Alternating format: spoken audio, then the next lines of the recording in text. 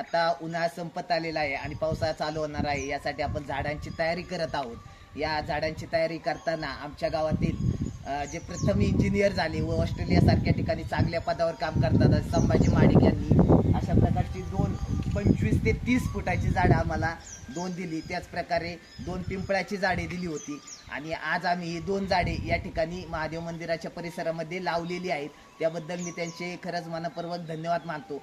तसेच आमचे परममित्र अनिकेत खेडेकर यांनी त्यांच्या आईच्या वाढदिवसानिमित्त एक संकल्पना केली की झाड लावायचं।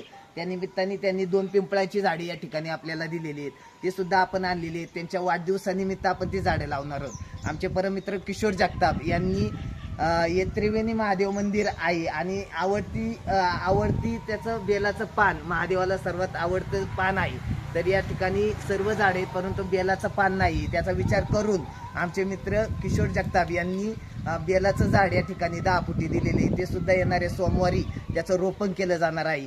की मी म्हणजे या